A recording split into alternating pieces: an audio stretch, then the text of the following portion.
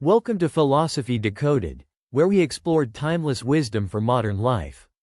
Let's decode today's philosophy. You are stuck in traffic. You have an important meeting in 20 minutes and you are still 15 minutes away. Cars are not moving. You feel your heart rate climbing, your hands gripping the steering wheel, your mind spinning with worst-case scenarios. You are angry at the traffic, angry at yourself for not leaving earlier. Your body floods with stress over a situation that will not change no matter how upset you get. Now imagine a different version. Same traffic, same meeting, same timeline, but inside, you are calm. Not because you stopped caring, but because you recognize a truth. This traffic is not within your control. Your response is. One version arrives stressed, exhausted, drained. The other arrives calm, focused, ready. The external situation is identical. The internal experience is completely different.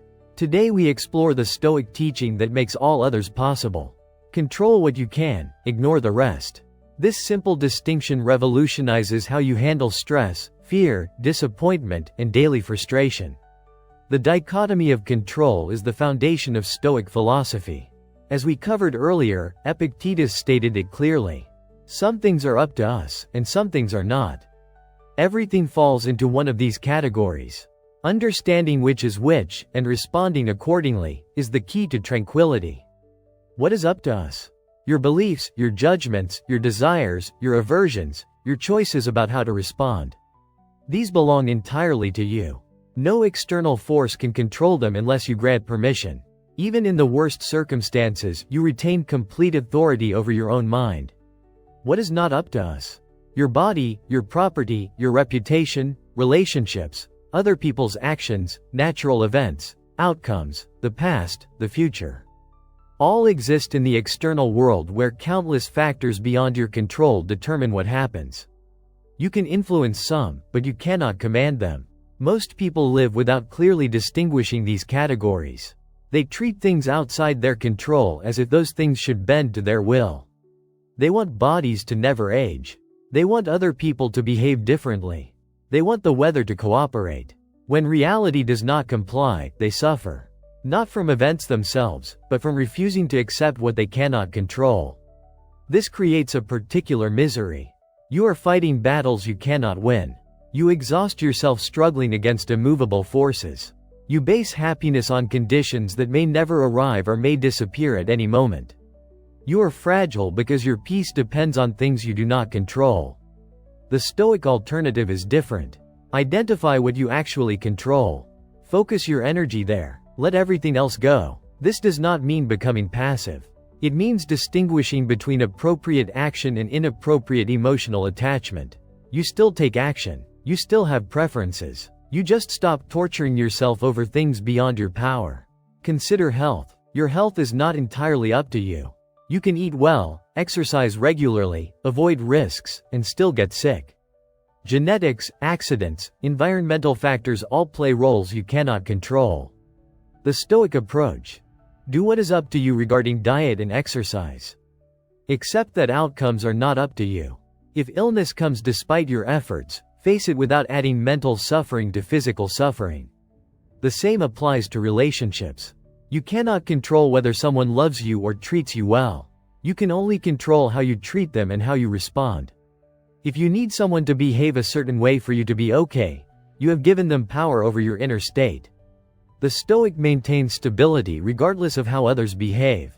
Work provides constant examples. You cannot control whether you get promoted, whether your boss appreciates you, whether the project succeeds. All depend on factors beyond your power. What you can control is your effort, your attitude, your professionalism. Do excellent work because that is within your power. Let outcomes be whatever they will be. This sounds simple but proves difficult because the mind constantly generates thoughts like, this should not be happening. These are based on the false assumption that you control external reality. You do not. Reality is what it is. Your preferences about reality are irrelevant. The gap between preferences and reality creates suffering. Epictetus used a metaphor. You are an actor in a play. You did not write the script. You did not choose your role. You cannot control other actors. But you can choose how to perform your assigned part. Do it excellently. A good actor does not complain about their role. A good actor performs as well as possible. The dichotomy applies to thoughts and emotions. You cannot directly control what thoughts arise or what emotions you initially feel. These happen automatically. What you can control is what you do with them. Do you accept them uncritically? Do you act on them blindly? Or do you examine them and choose how to respond? Anger provides a clear example. You cannot prevent the initial flash when someone cuts you off or insults you. That response happens too quickly. What you can control is the next 30 seconds. Do you feed the anger? Act on it aggressively? Or recognize it, acknowledge it, and let it pass without being controlled? The same applies to anxiety. You cannot prevent anxious thoughts. But you can recognize when anxiety focuses on things outside your control. What if the plane crashes? What if they do not like me? These are about things not up to you. Redirect attention to what is. Your preparation, your response, your choices now. This practice requires constant vigilance. The mind habitually attaches to externals. You repeatedly catch yourself focusing on what you cannot control and redirect to what you can. Like training a muscle. At first it requires conscious effort. With practice it becomes natural.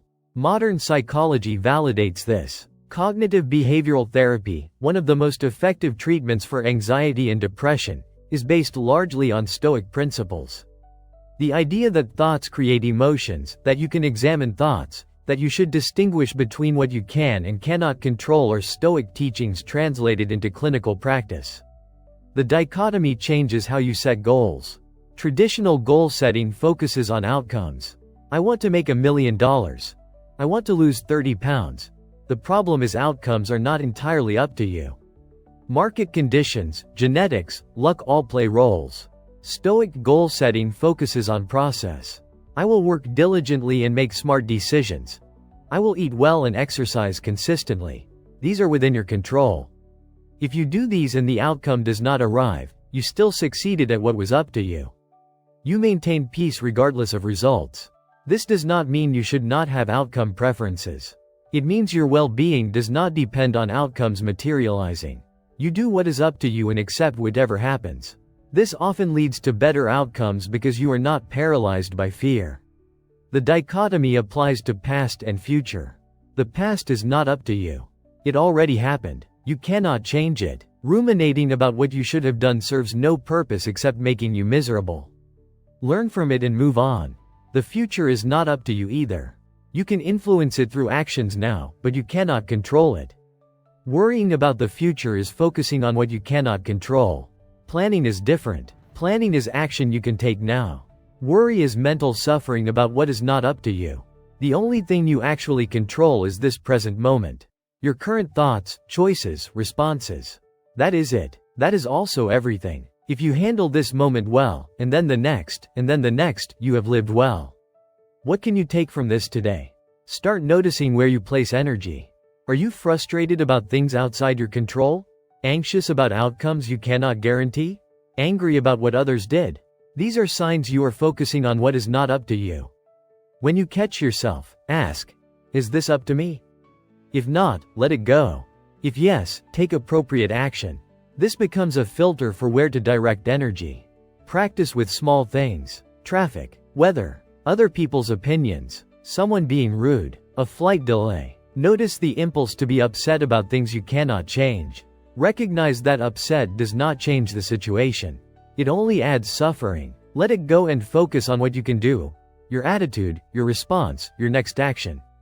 The dichotomy of control is not magic. It is a practical tool that prevents you from making difficult things worse. Life will still present challenges. People will still disappoint you. Your body will still age. The dichotomy does not change that. It changes how you relate to it. It builds inner stability that external circumstances cannot shake. This is the Stoic law that works. Control what you can. Ignore the rest. Simple to understand. Difficult to practice. Transformative when applied. Start today with this moment. This is up to you. Next time on Philosophy Decoded, we explore the ancient question that launched Western philosophy. Know thyself. What did Socrates actually mean by this famous command? Why does self-knowledge matter more than any other knowledge? We discover what the oracle at Delphi really meant and why it still matters today. Do not miss it. And that's the wisdom behind it. If this helped you think deeper, subscribe for weekly explorations of philosophy and meaning. Thanks for watching.